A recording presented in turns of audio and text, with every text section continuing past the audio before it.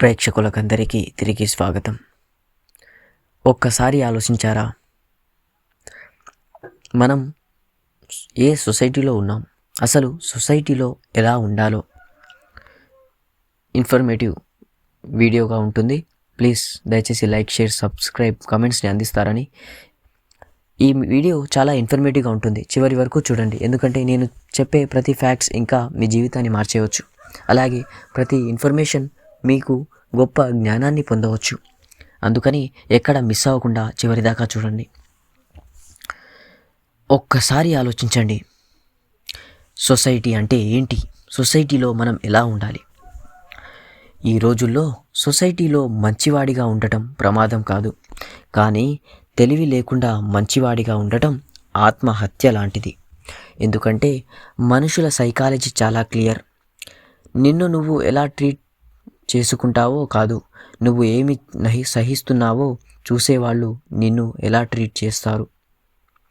అందుకే మొదటి నిజం గుర్తించుకోండి.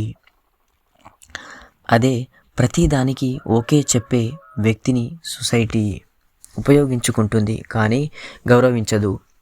లేదని చెప్పగలడం దురుసు కాదు, కానీ అది నీ గౌరవానికి వేసిన గోడ. రెండో నిజం, నువ్వు ఎక్కువగా నవ్వితే నిన్ను తేలికగా తీసుకుంటారు. అవసరమైనప్పుడు మాత్రమే నవ్వగలడం నీ లోతును చూపిస్తుంది. మూడో నిజం, నీ బాధలు అందరికీ చెప్పుకుంటే నీ కోసం వాళ్ళు ఏడవరు, కానీ నిన్ను లోపలే బలహీనుడుగా ముద్ర వేస్తారు. అందుకే బలహీనత నిశ్శబ్దంలో పెంచుకోవాలి, బలం ప్రవర్తనలో చూపించాలి. నాలుగో నిజం, మనుషులు మాటలను కాదు, నీ ఎనర్జీని ఫాలో అవుతారు. నువ్వు గదిలో అడుగు పెట్టగానే నీ ఉనికి తెలిస్తే నీకు పరిచయం అవసరం లేదు. ఐదో నిజం, ఎవరో నీ మీద హద్దులు దాటితే వెంటనే గొడవ పడటం కాదు, నిశ్శబ్దంగా దూరంగా నిలబడటం వాళ్లకు శిక్షలా పనిచేస్తుంది. ఎందుకంటే నీ విలువను కోల్పోయిన వాళ్లను సొసైటీ తర్వాత త్వరగా మర్చిపోతుంది. ఆరవ నిజం, నిన్ను తక్కువగా మాట్లాడే వాళ్ళ ముందు నువ్వు ఎక్కువగా వివరణ ఇచ్చుకుంటే నీ స్థానం ఇంకా దిగజారుతుంది. బదులుగా నీ పనితో సమాధానం ఇవ్వడం నేర్చుకోండి. ఏడవ నిజం, రెస్పెక్ట్ కోసం అడిగేవాళ్ళు ఎప్పుడూ దానికి అర్హులు కారు. రెస్పెక్ట్ అనేది నువ్వు మాట్లాడకుండా నేర్పే పాఠం. ఎనిమిదవ నిజం, అందరి ముందు నిన్ను చిన్నచూపు చూసే వ్యక్తిని అక్కడే ఎదిరించకపోయినా తర్వాత అతనికి నీ యాక్సెస్ తీసేయడం చాలా పవర్ఫుల్ స్పందన.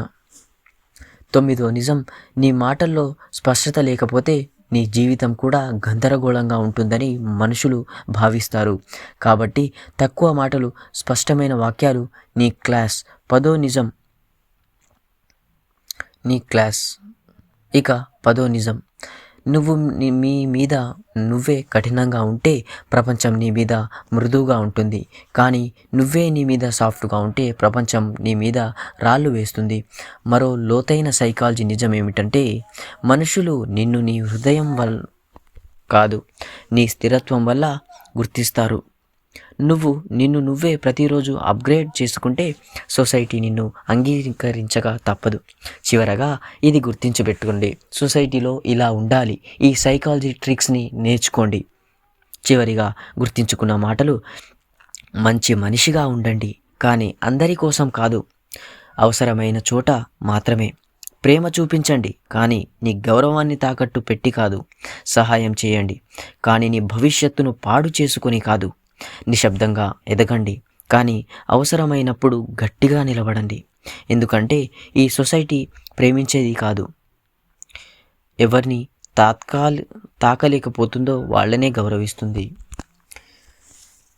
ఈ విధంగా సొసైటీలో ఉంటే మనం కీర్తి ప్రతిష్టలతో గౌరవించబడతాం.